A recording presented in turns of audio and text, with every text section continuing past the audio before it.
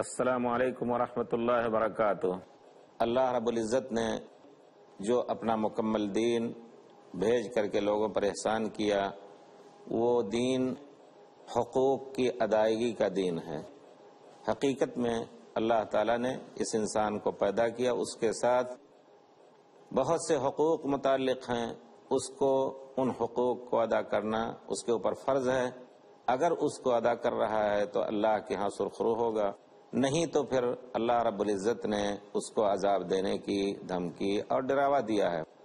ہر مسلمان کو چاہیے کہ اس چند دن کی زندگی میں اپنے اوپر سے لوگوں کے حقوق کو ادا کر کے سبکدوش ہو جائے، ورنہ قیامت کے دن آئے گا یقیناً ان حقوق کے ذریعے ان حقوق کی ادائیگی نہ کرنے کی وجہ سے ایسے حالات بھی پیش آ سکتے ہیں کہ 1000 صلات 1000 صوم اس نے پڑھے ہوں گے، روزے رکھے ہوں گے، 1000 صلات پڑھی ہوں گی، لیکن سب کچھ اس سے چھین کر کے مظلوم کو، حق والے کو دے دیا جائے گا۔ اسلام میں سب سے پہلا حق کسی انسان کے اوپر ہوتا ہے تو اللہ رب العزت کا حق ہے۔ اس کو اللہ تعالیٰ نے اپنے کلام پاک میں کئی جگہ بیان فرمایا ہے۔ اور پھر اللہ کے حق کے بعد والدین، ماں باپ کا حق ہوتا ہے، جنہوں نے بہت ہی تکلیفیں برداشت کر کے اور بہت ہی پیار محبت سے اپنے بچے کو پیدا کیا اور پالا۔ اللہ تعالیٰ فرماتے ہیں وَقَضَىٰ رَبُّكَ أَلَّا تَعْبُدُوا إِلَّا إِيَّاهُ وَبِالْوَالِدَيْنِ إِحْسَانًا۔ اللہ کا یہ فیصلہ ہے کہ اللہ کے علاوہ کسی اور کی عبادت نہ کرو۔ یہی وہ حق ہے جس کو اللہ تعالیٰ نے واضح طور پر بیان فرمایا ہے کہ اگر اس کی حق تلفی ہوئی تو اللہ تعالیٰ کبھی نہ معاف کریں گے۔ دوسرے حقوق کو معاف کر سکتے ہیں جیسا کہ آیات اور احادیث میں ہے، لیکن اللہ کی عبادت کا حق اگر کسی دوسرے کو دیا جائے تو اس حق کو، اس گناہ کو اللہ تعالیٰ ہرگز نہ معاف کریں گے۔ ان اللہ لا یغفر ان یشرک بہ ویغفر ما دون ذلک لمن یشاء۔ شرک کو اللہ تعالیٰ کبھی معاف نہ کریں گے۔ وَقَضَىٰ رَبُّكَ أَلَّا تَعْبُدُوا إِلَّا إِيَّاهُ وَبِالْوَالِدَيْنِ إِحْسَانًا إِمَّا يَبْلُغَنَّ عِندَكَ الْكِبَرَ أَحَدُهُمَا أَوْ كِلَاهُمَا فَلَا تَقُل لَّهُمَا أُفٍّ وَلَا تَنْهَرْهُمَا۔ اگر تمہارے پاس، تمہارے سامنے، تمہارے ماں باپ میں سے دونوں یا ان میں سے ایک بوڑھے ہو جائیں، اور بڑھاپے میں ہر آدمی ایک دوسرے کا محتاج ہوتا ہے، اس کی مدد کا، ایسی حالت میں، بڑھاپے کی حالت میں عقل بھی کمزور ہو جاتی ہے، ذرا سی بات پر خفگی اور غصے کا اظہار بھی ہو جاتا ہے، تو بیٹے کی سعادت مندی یہ ہے کہ ان کی اس حالت پر اف تک نہ کہے، چہ جائے کہ الٹی سیدھی باتیں ان کو بولے، سرزنش کرے۔ فلا تقل لهما اف ولا تنهرهما وقل لهما قولا کریما۔ ان کو اف تک نہ کہو، ولا تنہرهما، ان کو جھڑکو نہیں، لیکن ان سے اچھی اور نرم بات کرو۔ ولا تنہرهما وقل لهما قولا کریما واخفض لهما جناح الذل من الرحمہ۔ رحمت اور شفقت کا ہاتھ ان کے اوپر پھیلائے رکھو، اور دعا کرتے رہو اللہ تعالیٰ ان پر رحم کر جس طرح میرے بچپن میں انہوں نے میرے اوپر رحم کیا تھا۔ گویا اللہ کے حق کے بعد سب سے بڑا حق والدین کا ہے، یہاں تک کہ والدین اگر غیر مسلم بھی ہیں تب بھی اسلام نے انصاف کا دامن پکڑ رکھنے کی تاکید فرمائی ہے کہ دنیا کے معاملات میں ان کی خدمت تمہارے اوپر واجب ہے۔ ہاں اگر دین کے بارے میں تمہیں اللہ کے ساتھ شریک کرنے کا یا دین سے پھر جانے کا حکم دیں تو تمہیں ان کی بات نہ ماننی ہے، جیسا کہ اللہ تعالیٰ نے فرمایا ہے وَإِن جَاهَدَاكَ عَلَىٰ أَن تُشْرِكَ بِي۔ اگر ماں باپ تمہیں مجبور کریں کہ میرے ساتھ شرک کرو، فَلَا تُطِعْهُمَا، ان کی اطاعت، ان کی فرمانبرداری ہرگز نہ کرنا۔ وَصَاحِبْهُمَا فِي الدُّنْيَا مَعْرُوفًا، دنیا میں ان کے ساتھ اچھے سے اچھا سلوک کرو۔ یہ اسلام کی تعلیمات کا روشن پہلو ہے کہ کسی شخص کو اسلام صرف اس وجہ سے ستاتا نہیں ہے کہ مدد ضرورت پر نہیں چھوڑتا ہے، خواہ وہ غیر مسلم ہی ہو، اس کے عقیدے کے خلاف ہو۔ میں اس موضوع کو انشاءاللہ اللہ کی کتاب اور پیارے رسول کی احادیث کی روشنی میں آپ کے سامنے پیش کرنا چاہتا ہوں، جہاں اللہ کی کتاب قرآن کا حوالہ دیا جائے اور جہاں پیارے رسول کی صحیح حدیث کا حوالہ دیا جائے، اس سے سچی بات کہیں نہیں ہوگی، زبان میری رہے گی، بات اللہ اور اس کے رسول کی۔ اللہ تعالیٰ نے اس کے بعد آیتوں میں اللہ تعالیٰ نے عام مسلمانوں کے حقوق بھی بیان فرمائے ہیں، پیارے رسول صلی اللہ علیہ وسلم نے بھی عام حقوق بیان فرمائے ہیں، امام بخاری صحیح بخاری کی روایت ہے، آپ نے اور دوسرے ائمہ نے بھی اس حدیث کو بہت سے صحابہ سے نقل کیا ہے۔ امام بخاری نے حضرت ابو ہریرہ رضی اللہ تعالیٰ عنہ سے روایت کر کے کہا ہے، حضرت ابو ہریرہ نے، کہ میں نے پیارے رسول کو کہتے سنا ہے کہ ایک مسلمان کا حق دوسرے مسلمان پر 5 حق ہے۔ رد السلام، جب وہ سلام کرے تو سلام کا جواب دو۔ کتنی بڑی بات ہو جاتی ہے اگر کوئی شخص سلام کرے اور اس کا جواب نہ ملے تو یقیناً خفگی اور ناراضگی اور تلخی اور ترشی آپس میں پیدا ہوتی ہے۔ وعیادۃ المریض، اور اگر بیمار ہو جائے تو اس کو جا کر کے پوچھو۔ عیادۃ المریض کا مطلب یہ نہیں کہ 2 ٹوک جا کر کے پوچھ لیں، اگر اس وقت کسی چیز کی ضرورت ہے، کبھی کبھی ایسا مریض، کوئی اس میں رشتہ دار کی یا قرابت دار کی قید نہیں، کوئی بھی بیمار ہو آپ اس کے پاس پہنچ سکتے ہو، اور خاص طور پہ جب گھر کے قریب رہتا ہو، پڑوسی ہو، تو اس کی عیادت یعنی بیمار پرسی کرنی ضروری ہے۔ اس ضمن میں صرف 2 ٹوک پوچھ لینا کافی نہیں ہوگا کیا حال ہے، اور حقیقت میں ہر اس چیز کو اس باب میں ملحوظ رکھنا ہے کہ اگر اس کو بر وقت دوا کی ضرورت ہے، غریب مسکین وہ مریض، اس کے پاس اتنی طاقت نہیں کہ دوا نہیں خرید سکتا، تو پھر چاہیے کہ ہم کوشش کر کے اگر ہمارے پاس اللہ نے دیا ہے تو اس کی اس میں مدد کریں، کھانے پینے میں مدد کریں، دوسری چیزوں میں مدد کریں۔ تو صرف عیادت کا مطلب یہ نہیں ہے کہ بیمار پرسی کر کے نکل آئیں۔ اکثر حالات میں اللہ کے فضل سے مریض ہو سکتا ہے اچھی حالت میں ہو، کسی کا محتاج نہ ہو، صرف زبان سے اس کے حالات پوچھ لینے سے اس کے دل میں ایک فرحت اور خوشی محسوس ہوگی، مرض ہلکا ہوگا۔ عیادت المریض۔ واتباع الجنائز، ایک مسلمان کا دوسرے مسلمان کے اوپر حق ہے کہ جب وہ مر جائے تو جنازے کی نماز اس پر پڑھے اور پھر قبرستان لے جا کر کے اس کو دفن کرنے کی کوشش کرے۔ اگر کوئی اور دوسرا نہیں ہے اس کو غسل دینے کے لیے، اس کو کفن دینے کے لیے صرف 2-4 آدمی ہیں تو ان سب کے اوپر واجب ہو جاتا ہے، جیسے صلاۃ واجب ہے کہ نماز پڑھنی واجب ہے، تو اب تیسرے کا انتظار نہیں کریں گے۔ لیکن جہاں سینکڑوں آدمی ہیں، کچھ لوگ اس میں شریک ہو کر کے اس کو قبر تک پہنچا سکتے ہیں تو سب کے اوپر سے فرض عائد ہو گیا۔ لیکن اگر ایک شخص اگر پڑا رہ جائے میت، اس کو کوئی دفن کفن نہ کرے تو تمام مسلمان گناہگار ہوں گے جن کو علم ہوا ہے اس کی موت کا۔ اسی طرح مسلمان کا حق ایک دوسرے مسلمان پر اجابت الدعوہ، یعنی اگر وہ دعوت دے رہا ہے تو ضرور قبول کیجیے۔ بعض حالات میں لوگ تکبر اور گھمنڈ میں اپنے غریب بھائی کی دعوت نہیں قبول کرتے ہیں، لیکن اگر بڑا آدمی کوئی دعوت دے تو ہو سکتا ہے 1 ٹوک کہہ دیا تو 10 قدم آگے بڑھ کر کے، آج کل دنیا ایسے ہی ہے کہ مالداروں کے پیچھے چلتی ہے۔ پیارے رسول صلی اللہ علیہ وسلم کی سنت مبارکہ تھی کہ آپ ایک لوہار نے دعوت دی اور اس کا گھر دھوئیں سے بھرا ہوا تھا، لوہے کی تپش سے، لوہے کے تپانے سے بدبو بھی اس دھوئیں کی آ رہی تھی، لیکن پیارے رسول صلی اللہ علیہ وسلم اس کے گھر میں داخل ہوئے۔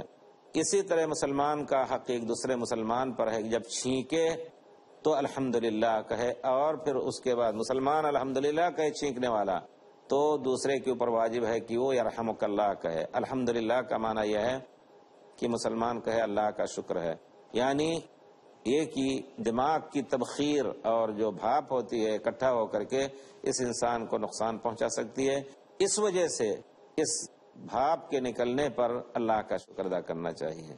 پھر جب وہ اللہ کا شکر ادا کرے تو آدمی دوسرا سننے والا کہے یرحمک اللہ، اللہ تمہارے اوپر رحم کرے۔ چھینکنے والا اس کا جواب دے یہدیکم اللہ یصلح بالکم، اللہ تعالیٰ تمہیں ہدایت دے اور تمہاری حالت کو ٹھیک کرے۔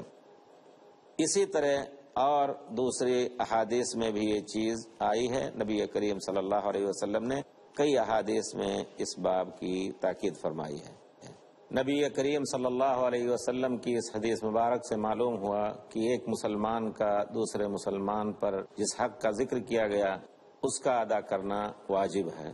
تو جب ایک مسلمان کا عام دنیا کے دور کے مسلمان کے حقوق کو ادا کرنا واجب ہوا، تو اگر ہمارا وہ مسلمان پڑوسی ہے تو یہ حق دوسرے پڑوسی پر دوبالا ہو جاتا ہے۔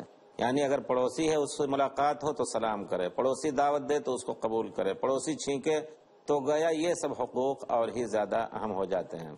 اور اس پڑوسی کی اہمیت کی تاکید پیارے رسول نے بہت کچھ کی ہے، جیسا کہ آپ احادیث میں سنیں گے، لیکن وجہ کیا ہے کہ پڑوسی کی حرمت، پڑوسی کی عزت، پڑوسی کی تکریم کا حکم ایک دوسرے کے بارے میں زیادہ دیا گیا ہے۔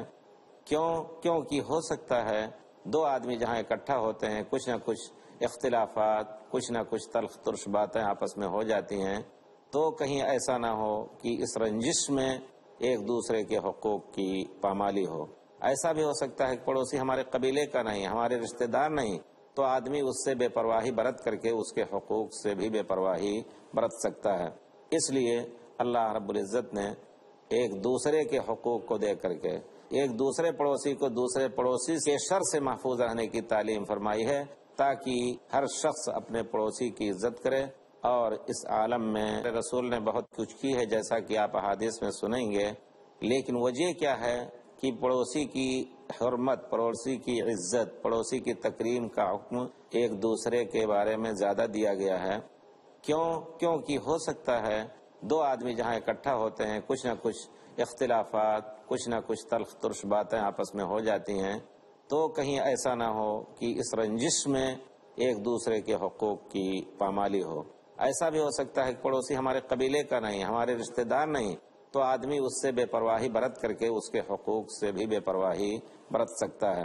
اس لیے اللہ رب العزت نے ایک دوسرے کے حقوق کو دے کر کے ایک دوسرے پڑوسی کو دوسرے پڑوسی کے شر سے محفوظ رہنے کی تعلیم فرمائی ہے، تاکہ ہر شخص اپنے پڑوسی کی عزت کرے اور اس عالم میں امن اور سلامتی کو جگہ ملے۔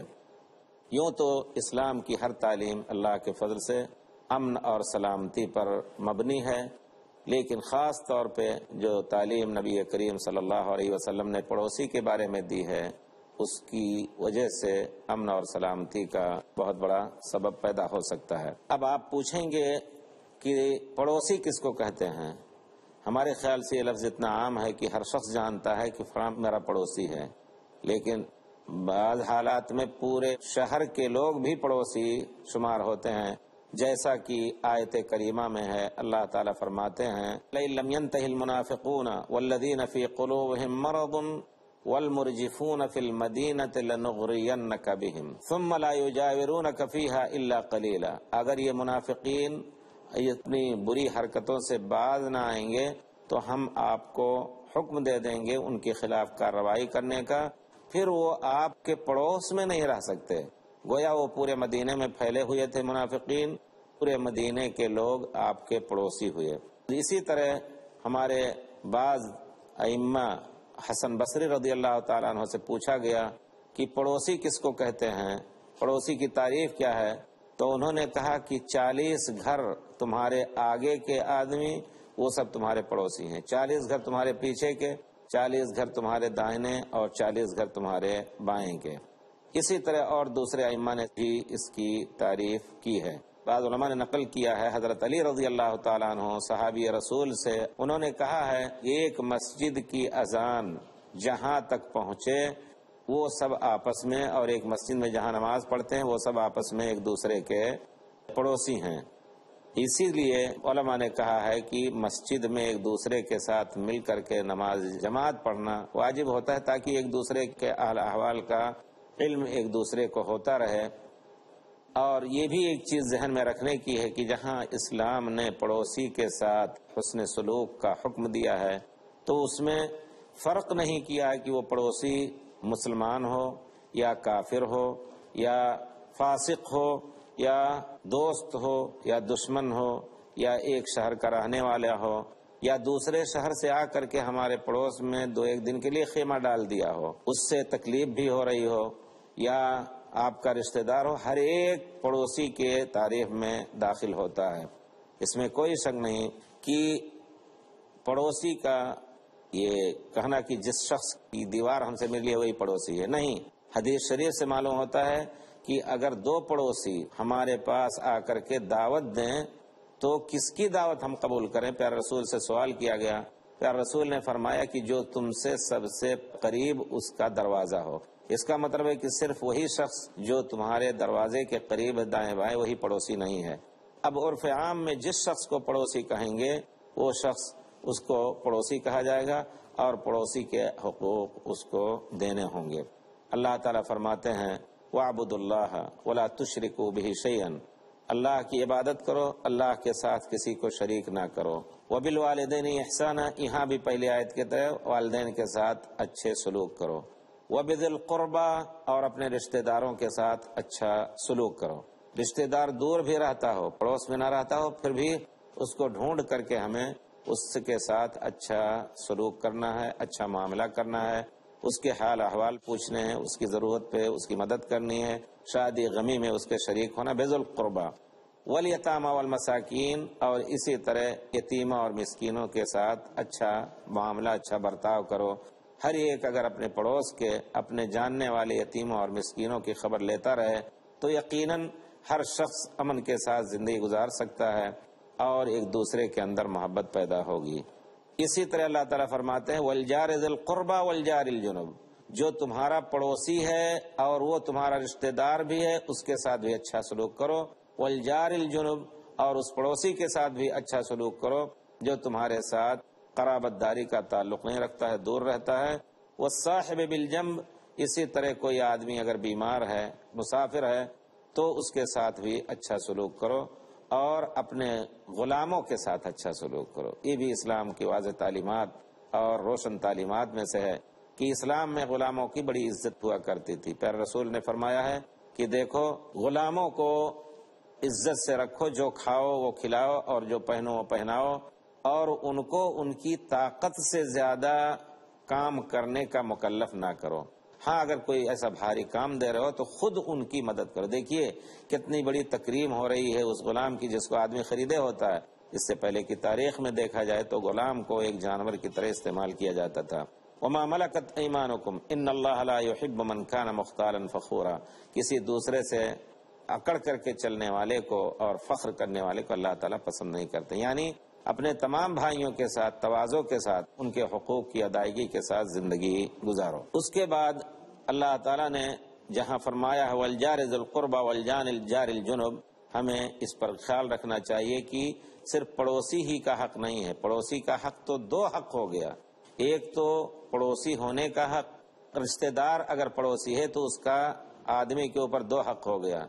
ایک حق تو قرابت کا ہے، وہ دور بھی رہے تو اس کے حقوق کی ادائیگی ہمارے اوپر واجب ہے، لیکن جب پڑوسی ہو گیا تو اس کے اوپر دو حق ہو گئے، اس کے دو حق آدمی پر ہو گئے، یعنی یہ کہ اس کا حق ڈبل ہو گیا، ایک پڑوسی ہونے کا حق اور ایک رشتہ دار ہونے کا حق۔ حضرت امام مسلم رحمۃ اللہ علیہ سے روایت ہے، جیسا کہ میں نے کہا کہ پڑوسی کے حقوق کی نبی کریم صلی اللہ علیہ وسلم مسلمانوں کو بڑی تاکید فرماتے تھے۔ حضرت عائشہ رضی اللہ تعالی عنہ زوجہ مطہرہ پیارے رسول کی بیان کرتی ہیں، پیارے رسول نے ہم سے کہا ما زال جبریل یوصینی بالجار حتی ظننت انہ سیورثہ، جبریل علیہ السلام بڑی تاکید سے بار بار ہمیں نصیحت کرتے رہے پڑوسی کے ساتھ حسن سلوک کا، یہاں تک کہ مجھے یہ گمان ہو چلا جبریل علیہ السلام اللہ کے حکم سے ہر پڑوسی کو دوسرے پڑوسی کا وارث بنا دیں گے جس طرح رشتہ دار لوگ وارث ہوتے ہیں۔ اسی طرح حضرت ابن عمر سے بھی اسی طرح کی ایک روایت ہے، اور ایک روایت میں پیارے رسول نے فرمایا خیر الاصحاب عند اللہ خیرہم لصاحبہ، ساتھیوں میں اللہ کے نزدیک سب سے افضل ساتھی وہ ہے جو اپنے ساتھی کے لیے اچھا ہو۔ وخیر الجیران عند اللہ خیرہم لجیرانی، پڑوسیوں میں سب سے اچھا پڑوسی وہ ہے جو اپنے پڑوسی کے ساتھ اچھا ہو۔ اسی طرح آپ سوچیں گے حدیث رسول صلی اللہ علیہ وسلم میں بہت سخت وعید آئی ہے، ڈرایا آیا ہے، کوئی شخص اگر عام مسلمانوں کو تکلیف دے رہا ہے اس پر، تو جب ایک پڑوسی مسلمان کو تکلیف دے گا تو اس کا گناہ، اس کا ڈراوا اور ہی دوبالا ہو جائے گا۔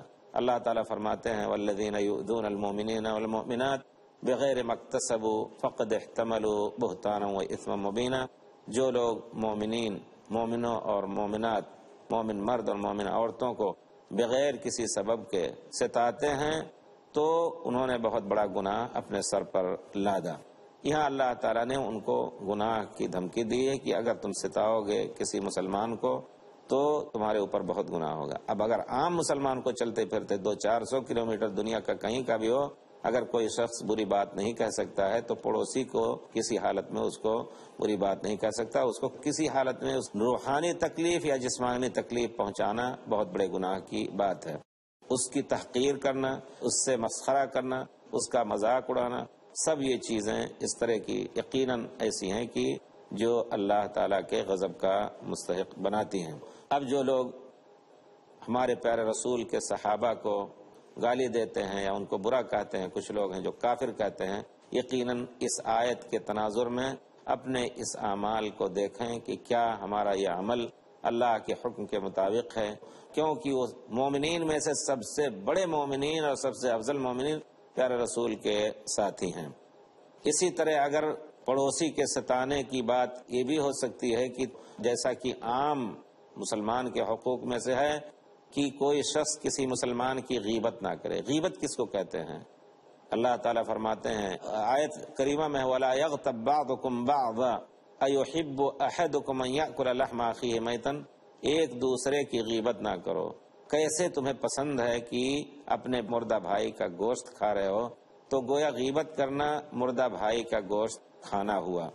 تو اس وجہ سے نبی کریم صلی اللہ علیہ وسلم نے فرمایا ہے، ایک حدیث میں پیارے رسول نے فرمایا ہے کہ غیبت جو ہے اللہ تعالیٰ جس سے منع کیا ہے. صحابی نے کہا اللہ کے رسول و غیبت کیا ہے؟ پیارے رسول نے فرمایا ذکرک اخاک بما یکرہ. غیبت کہتے ہیں اس کے پس پردہ، اس کے پیٹھ کے پیچھے اس کو ایسی حالت میں ذکر کرنا کہ اس کے چہرے پر، اس کے منہ پر اگر ذکر کیا جائے تو اسے اچھا نہ لگے. صحابی کہتے ہیں اللہ کے رسول اگر میرے بھائی میں جس کا میں ذکر کر رہا ہوں اس کے اندر وہ عیب ہے، وہ عیب میں کسی کے سامنے ذکر کروں تو بھی غیبت ہے. کہا یہی تو غیبت ہے، اصل مومن کے عیب کے چھپانے کی تاکید ہے اور تم اس کو تشت ازبام کر رہے ہو، لوگوں کے سامنے پھیلا رہے ہو، یہی غیبت ہے. اور اگر اس میں وہ عیب نہیں ہے تو تم جھوٹ بول کر کے اس کو بدنام کرنے کی کوشش کرتے ہو. اسی طرح نبی کریم صلی اللہ علیہ وسلم نے اگر عام لوگوں کو ستانے سے منع کیا ہے، اللہ تعالیٰ نے عام مسلمانوں کو ستانے سے منع کیا ہے، تو پڑوسی کو بدرجہ اولا ستانے سے خصوصی طور پر آپ نے منع فرمایا ہے.